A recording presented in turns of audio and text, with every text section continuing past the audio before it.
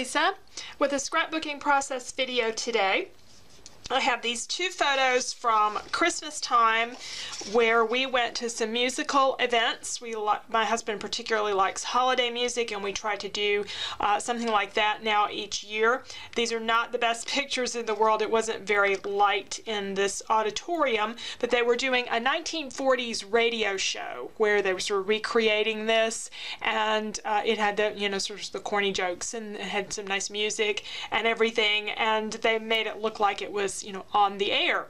So I want to kind of do an old-fashioned theme to my page to go with that. This photo is really a terrible photo. We were in the very back of the auditorium. We went to my old high school to see the chorus perform. Now, when I was in high school, I don't remember how many kids were in the chorus, maybe 40 or 50. There were more kids in this chorus than in my whole graduating class of 300 kids. So when we got there, we had to park in the very back of the auditorium. I told my husband, there must be a ball game or something going on tonight. I just could not believe the number of people that were there. So I didn't get a very good picture, but I can still, commemorate it with that even so. So what I want to do to sort of set the theme for the page is I'm going to use some sheet music. Soon, if not already, you will find some kits over on my Etsy shop where you can buy some book paper, and there's different kinds of kits for mixed media, but I really love working with book paper, and there is a pack that has music papers in it from different sources. So I've got this Christmas sheet music that I'm going to use, and along with the photos, and this is my sketch, although I'm kind of working, this one's a work in process. I'm not sure, how much I'm going to stick with it. For one thing, I think I'm going to stagger these photos here. I don't like them straight across like that. So one way or another, probably going to stagger the photos. But the main event here is this star. This is I used a quilt pattern for this. It's called the Sawtooth Star, and I've used it in quilting. I've sewn it, made a whole quilt, kind of a throw kind of size quilt, using this years and years ago. It's a very easy one to paper piece to put together with either your scraps, or I'm going to use 6x6 paper pad. I've chosen Juniper from Basic Gray because it's Christmassy, but and the colors in it match really well. But what I liked about these papers is they seem to be, to me, kind of a little bit old-fashioned. They look like the kinds of fabrics that you might have had in the 40s sort of look. At least that's what I think for it. So we're going to use some of those papers to put together this star and the music as part of our background, and then I'll have to kind of figure out what I want to do with embellishments. One of the first things I need to do, though, is figure out my title, because my title is going to rest on the star, so I need to see what paper it would look good to rest on. And I have got some cellophane out here to lay my thickers or letters, chipboard letters on, so that I can see real plainly through this and see how the letters look. I have had this chipboard set for years, and I've used it one other time. I think I spelled music or musical or something out of it that one time. I'm going to do that again, and then it's gone, because as I say, I've had it forever. I haven't used it, and probably not going to, but I liked it because it has some music behind a lot of these letters, so it goes with the theme. It's Christmassy, and so we're going to use that, and then I'll figure out my embellishments a little bit later on. So I'm laying out as many letters as I possibly can that will be relevant to what I want to say out of this chipboard. I cleaned out my chipboard the other day, so I have some other non-holiday themed chipboard that I'm going to move out. I probably will do one more project and try to use up as many letters and numbers as possible. So it's going to say musical holiday. I do have a challenge, though, in that I'm short on I's, or I thought I was short on I's. I found another I, but I'm short on L's. And what I'm going to do for the L is I'm taking the letter T and I'm going to trim it down. I didn't know how well this would work because of the way this chipboard is printed, but it actually looked fine, and after I got it on there and then played with it for a while, I never even paid any more attention to the fact that the L was chopped down. So I'm trying out some different 6x6 papers here to go behind the word holiday.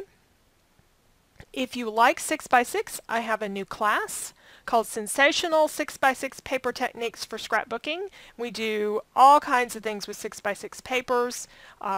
We do there are 11 layouts step by step and over 5 hours of video. So there'll be a link in the description for this video to the class information, so check that out. Now there were two papers that I thought worked the best behind Musical Holiday. One is a lighter color, and then the brown stripe is a little less busy. And I picked out some other ones that I want to use for the little triangles. And the square is 4 inches by 4 inches, and that makes the triangles 2 inches on each of their long sides. So basically you take a 2-inch square and you cut it in half. So I've done my 4-inch, and now I'm going off here off camera and I'm cutting 2-inch squares. I use a guillotine style cutter, so I always do my cutting off camera. But I just cut a 2-inch square and then I cut it in half diagonally, and that made the little pieces that go on the side. Kept it real simple, and piecing with paper you don't have to worry about seam allowances like you do with fabric. Now I'm seeing how everything fits, and I decided it would be fun to print the journaling on that 4-inch square, because that's where I was going to put the journaling anyway. Just go ahead and print it directly on there. I am making sure that I'm going to be able to work with these different papers and still be able to see everything, that I don't have some paper that's too colorful or busy behind Musical Holiday. So using some temporary adhesive to put the piece of 6x6 paper on my printed journaling paper, and then I just ran it back through the printer. And my first effort with it, I thought the paper was a little bit busy and it was hard to read the words, so I tried that beige, golden beige color, and it was too dark. So I tried something different, but I like the original one better. And you can read it. It's just a little bit more work to read it because there's a little bit of pattern on there. The ideal thing to have used for this journaling, there was a solid in the paper, or almost solid, in the blue-green color, but it would have made the star kind of wash out against the background, so I decided not to use that. I'm adhering my music paper, and again I have some of those things over on my Etsy shop if you're interested in some book papers. Got lots of new things going on right now. So we'll just start assembling. I have a 2-inch square of that beige paper there, and the reason I did that was to kind of give myself a way to get started. So I put that in the corner of the paper, and then I knew everything lined up against it, and then I just moved it out of the way when I was done. So that way I could get the star in place. Now in my classes, I go a lot slower than these regular process videos. I don't do as much voiceover, and I run more of it at regular speed. So I go through a lot of things a little bit slower in class, and the videos are longer because of that, and do more explanation as to why things are done the way they are.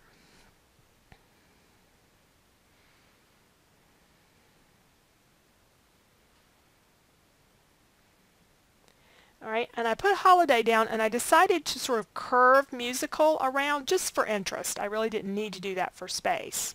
Kind of figuring out where the photos go.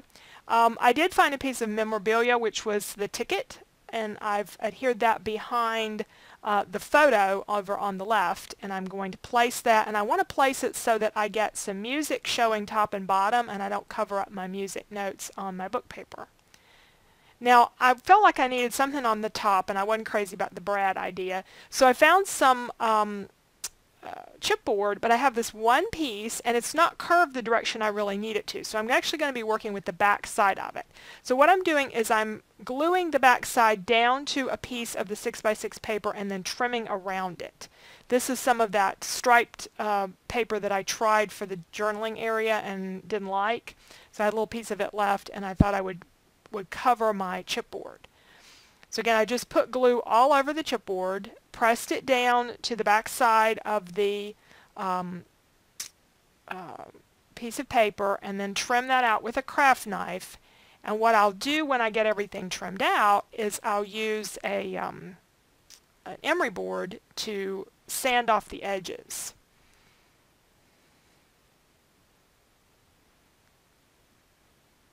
You have to do this carefully. Keep your fingers out of the way.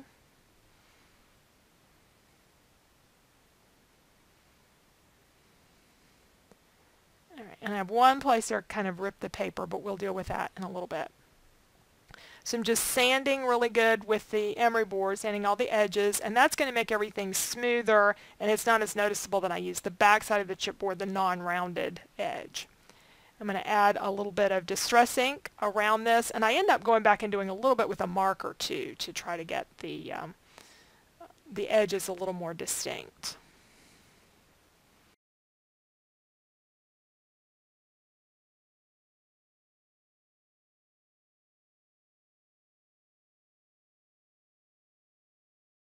So I added a brad up here that has some music notes on it from My Mind's Eye, and I used a little twine to cover up that place where I had torn the paper, the most noticeable place on that chipboard element.